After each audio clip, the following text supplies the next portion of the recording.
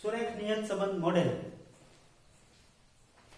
તો મિત્રો બોર્ડની પરીક્ષામાં એચએસસી બોર્ડની પરીક્ષામાં 2 અથવા 3 માર્કમાં થિયરિકલ પ્રશ્ન પૂછાય ત્યારે સુરેખ નિયત સંબંધ મોડેલ વિશે સમજ આપો અથવા સમજાવો એવો પ્રશ્ન પૂછાય તો એના માટે આપણે થોડી નોંધ એના માટે કરીએ છીએ। સૌથી પહેલા મેં તમને હમણાં સમજાવ્યું તેમ સુરેખ નિયત સંબંધ મોડેલ કોને કહેવાય તો કે કોઈ પણ સંબંધ કે સમસ્યાને રજૂ કરતા એક કે તેનાથી વધારે સમીકરણોનો સમૂહ, આ સમીકરણોના સમૂહને નિયત સંબંધ મોડેલ કહેવાય। સામાન્ય રીતે કાર્યકારણનો સંબંધ ધરાવતા બે ચલોમાં કારણ સ્વરૂપ ચલને આપણે x વડે દર્શાવીએ છીએ જેને નિરપેક્ષ ચલ અથવા કારણભૂત ચલ તરીકે ઓળખીએ છીએ અને કાર્ય સ્વરૂપ ચલને આપણે y વડે દર્શાવીએ છીએ જેને સાપેક્ષ ચલ અથવા અસરયુક્ત ચલ કહીએ છીએ। નિરપેક્ષ ચલ x અને સાપેક્ષ ચલ y વચ્ચેના ગાણિતિક સંબંધને આવી રીતે દર્શાવાય જેને નિયત સંબંધ મોડેલ કહે છે। તો નિયત સંબંધ મોડેલ નું ગાણિતિક સ્વરૂપ કેવું છે y બરાબર alpha plus beta x plus u જ્યાં x છે એ નિરપેક્ષ ચલ છે, y સાપેક્ષ ચલ છે, આલ્ફા અચળાંક છે,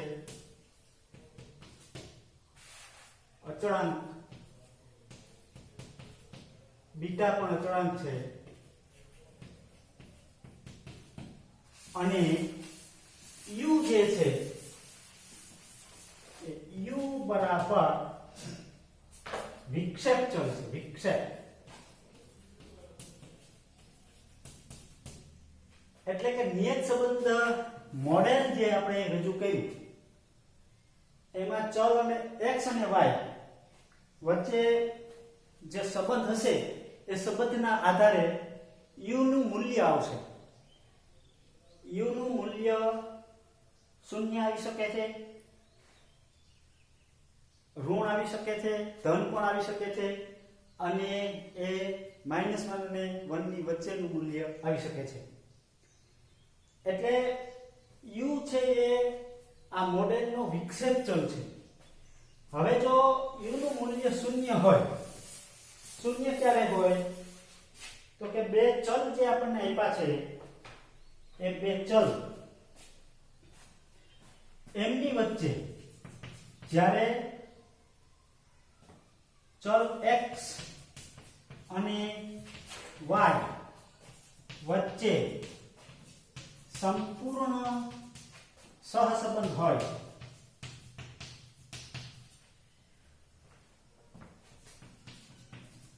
ત્યારે વિક્ષેપ ચલ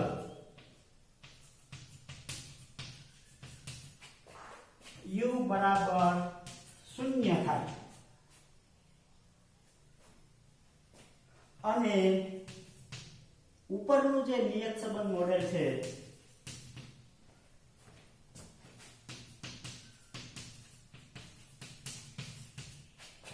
નીચે પ્રમાણે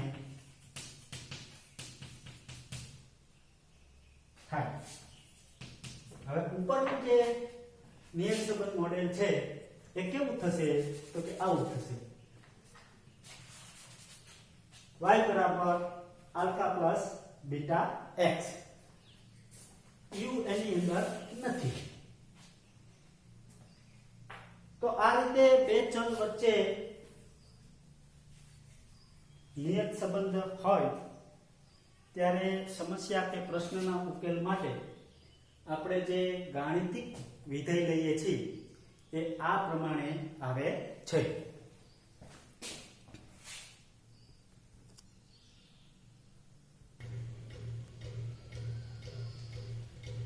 તો નિયત સંબંધ રેખાનું અન્વયોજન, અહીંયા નવો શબ્દ આવ્યો છે અન્વયોજન। પેલા નિયત સંબંધ રેખાનું અન્વયોજન એટલે શું બરાબર સમજી દો. બે સહસંબંધિત ચલો વચ્ચેનો સંબંધ દર્શાવતી રેખા મેળવવાની રીત. રેખા મેળવવાની રીતને નિયત સંબંધ રેખાનું અન્વયોજન કહે છે. એટલે અન્વયોજન એટલે બીજું કંઈ નથી. અન્વયોજન એટલે રેખા મેળવવાની રીત છે. તો બે સહસંબંધિત ચલો વચ્ચેનો સંબંધ દર્શાવતી રેખા મેળવવાની રીત એટલે નિયત સંબંધ રેખાનું અન્વયોજન.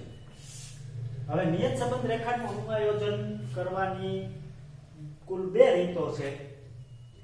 એક રીત છે વિકિરણ આકૃતિની રીત અને બીજી છે ન્યૂનતમ વર્ગોની રીત. આ બંને રીતોને આપણે વારાફરતી ક્રમશઃ સમજીએ અને શીખીએ. બરાબર?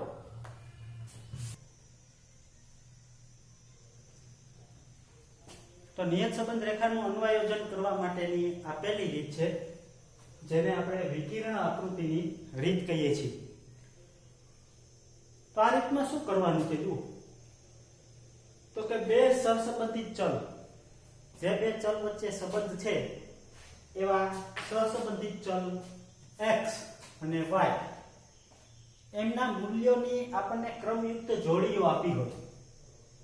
ક્રમયુક્ત જોડી, દાખલા તરીકે આ 1 2, તો આ x અને y ના મૂલ્યની એક ક્રમયુક્ત જોડી થઈ. એવી આપણને n ક્રમયુક્ત જોડી x1 y1 x2 y2 x3 y3 up to xn yn આપેલી હોય, તો એમના ઉપરથી આપણે આકૃતિ દોરવાની છે. આલેખ પત્ર પર આપણે બીજા પ્રકરણમાં શીખી ગયા છીએ એમ જ કે આ ક્રમયુક્ત જોડી છે, તો એમાં પહેલું મૂલ્ય જે છે આ પહેલું મૂલ્ય છે એ x ની કિંમત છે અને આ બીજું જે મૂલ્ય છે એ y નું મૂલ્ય છે. તો x ના મૂલ્યો દરેક ક્રમયુક્ત જોડીમાં પહેલા જે હશે x ના મૂલ્યો હશે. આ x ની કિંમતોને x અક્ષ ઉપર લેવાની અને y ની કિંમતોને y અક્ષ ઉપર લેવાની, યોગ્ય પ્રમાણમાં લેવાનું અને આ રીતે આ દરેક ક્રમયુક્ત જોડીને આલેખ પત્ર ઉપર દર્શાવવાનું. હવે આ કોઈ પણ ક્રમયુક્ત જોડીને આલેખ પેપર ઉપર દર્શાવીશું, આમને દર્શાવીશું તો એ એક બિંદુ દર્શાવશે. આમ બિંદુ આપણને મળશે શું? આલેખ પત્ર ઉપર એક બિંદુ મળશે, જે બિંદુ દર્શાવે છે એક ક્રમયુક્ત જોડીનું એક બિંદુ, આનું બીજું બિંદુ, આનું ત્રીજું બિંદુ, એમ કરતા કરતા જેટલા આપ્યા હોય એટલા n આપ્યા હોય તો n બિંદુ. હવે આ બિંદુઓ આલેખ પત્ર ઉપર દર્શાવાઈ જાય પછી આ બિંદુઓની શક્ય તેટલી નજીકથી પસાર થતી રેખા દોરવાની. જો બધા જ બિંદુઓ એક જ રેખા પર આવી જતા ન હોય તો આપણે રેખા એવી રીતે દોરવાની કે બધા જ બિંદુઓ છે એ રેખાની નજીક હોય. બધા જ બિંદુઓ રેખાની શક્ય એટલા નજીક હોય એવી રીતે રેખા દોરવાની છે. આ જે રેખા મળે છે એને વિકિરણ આકૃતિ કહેવાય. જો સાપેક્ષ ચલ y અને નિરપેક્ષ ચલ x હોય તો આવી રેખાને y ની x પરની નિયત સંબંધ રેખા કહેવાય. જો y ની x પરની નિયત સંબંધ રેખા કહેવાય. આ રેખાની મદદથી જો આપણને ચલ x ની કિંમત આપી હોય તો એની મદદથી ચલ y ની કિંમતનું અનુમાન કરી શકાય. તો આ રીતે આ વિકિરણ આકૃતિની રીત થઈ, જેમાં સામાન્ય રીતે ગ્રાફ દોરવાનો છે, આલેખ દોરવાનો છે. અહીંયા હું તમને એક રફલી સમજાવું છું. માનો કે આપણે આ રીતે બે અક્ષો લીધી છે, x અક્ષ અને આ y અક્ષ. આવી રીતે બે અક્ષો લીધી છે. અહીંયા યોગ્ય પ્રમાણ માપ લઈ અને x અક્ષ ઉપર x યામ દર્શાવ્યા છે, યોગ્ય પ્રમાણ માપ લઈને y અક્ષ ઉપર આપણે y યામ દર્શાવ્યા છે અને આપણને બિંદુઓ આ પ્રમાણે મળ્યા છે, આ પ્રમાણે બિંદુ મળ્યા છે. માનો કે એક બિંદુ અહીંયા મળ્યું છે, બીજું બિંદુ અહીંયા મળ્યું છે, ત્રીજું બિંદુ અહીંયા મળ્યું છે, ચોથું બિંદુ અહીંયા મળ્યું છે અને પાંચમું બિંદુ અહીંયા મળ્યું છે. આ રીતે બિંદુઓ મળ્યા છે. તો આ બિંદુઓની શક્ય એટલી નજીકથી રેખા દોરવી એનો મતલબ આમ થાય કે આ બધા બિંદુઓમાંથી પસાર થતી રેખા નહીં દોરી શકાય, પણ આ ત્રણ બિંદુઓ જે છે એમાંથી પસાર થતી કદાચ રેખા દોરી શકાય છે. આ રીતે શક્ય એટલી નજીકથી પસાર થતી રેખા દોરવાની. જો અહીંયા બધા બિંદુઓ છે એ રેખાની નજીક આવી ગયા તો આ વિકિરણ આકૃતિ થઈ. હવે આમની મદદથી જો x નું મૂલ્ય આપ્યું હોય તો y ના મૂલ્યનું અનુમાન કેવી રીતે કરી શકાય? દાખલા તરીકે x બરાબર 6 આપ્યા હોય તો x બરાબર 6 માટે y કેટલા મળે તો એ કેવી રીતે અનુમાન કરી શકાય? જો x અક્ષ ઉપર અહીંયા 6 છે તો આ 6 માંથી તમારે રેખા જે તમે દોરી છે એની ઉપર લંબ દોરવાનો છે, આમ લંબ, અને એ રેખાને જ્યાં છેદે ત્યાંથી y અક્ષ ઉપર આ રીતે લંબ દોરવાનું છે. આ y અક્ષ ઉપર આ લંબ y અક્ષને જ્યાં છેદે એ કિંમત y બરાબર કેટલા છે 7, તો આ 7 x બરાબર 6 હોય ત્યારે y બરાબર કેટલા મળે છે 7, એટલે y ની કિંમતનું અનુમાન આ પ્રમાણે કરી શકાય.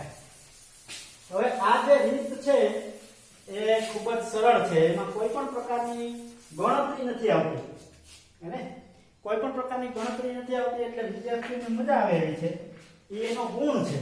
તો આ રીતના ગુણ આ રીત પ્રમાણે છે. પહેલું, આ રીતમાં કોઈ પણ પ્રકારની ગણતરી કરવી પડતી નથી.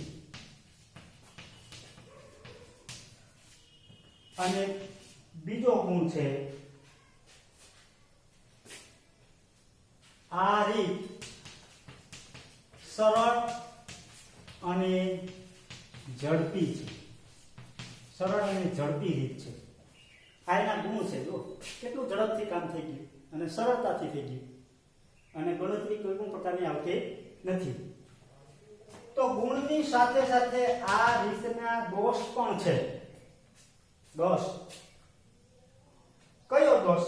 સૌથી પહેલો જુઓ કે અહીંયા એવું બને કે મેં અહીંયા રેખા દોરી છે, કોઈક વ્યક્તિ છે એ રેખા આમ પણ દોરી શકે. જુઓ, આ બિંદુમાંથી પસાર થતી આમ પણ દોરી શકે, અને કોઈક વ્યક્તિ છે આ રેખા આમ પણ દોરી શકે,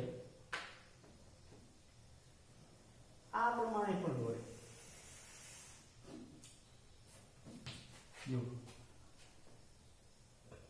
તો વ્યક્તિએ રેખા જુદી જુદી થઈ શકે, અને જુદી જુદી રેખાઓ થતી હોવાથી x ના આપેલા મૂલ્ય ઉપરથી y ના મૂલ્યનું અનુમાન જુદું જુદું મળી શકે છે. એટલે આ પહેલો એનો દોષ છે. આ રીતમાં જુદી જુદી વ્યક્તિઓ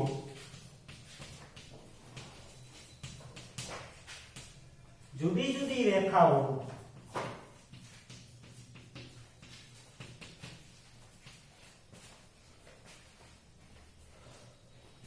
મેળવે તો તેના આધારે મળતા અનુમાનો જુદા જુદા હોય.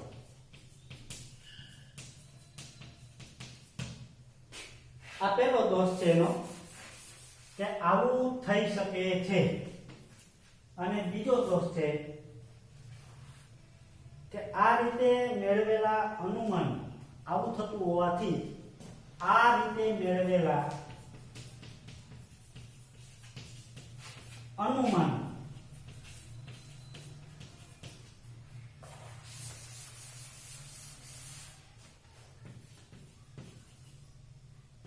વિશ્વસનીય ગણી શકાય નહીં. તો આ એના દોષ છે. તો પહેલો દોષ મેં અહીં તમને સમજાવ્યો હોય જો કે જુદી જુદી વ્યક્તિઓએ જુદી જુદી રેખાઓ મેળવી. હવે તમે અહીંથી જોઈ શકો તો 6 માટેના અનુમાનો જે છે એ તમને જુદા જુદા મળશે. જુઓ કે આ x બરાબર 6 હોય ત્યારે આ રેખા માટેની વ્યક્તિનું અનુમાન અહીં આવશે અને આ રેખા માટે એ વ્યક્તિએ મેળવેલું અનુમાન અહીં આવશે. તો જુદી જુદી વ્યક્તિઓ જુદી જુદી રેખા મેળવે તો એના આધારે મળતા અનુમાનો પણ જુદા જુદા હોય. એટલે એક સરખા અનુમાન મળે નહીં. અને એક સરખા અનુમાન મળતા ન હોવાથી આ રીતે મેળવેલા અનુમાનો છે એને વિશ્વસનીય કહી શકાય નહીં.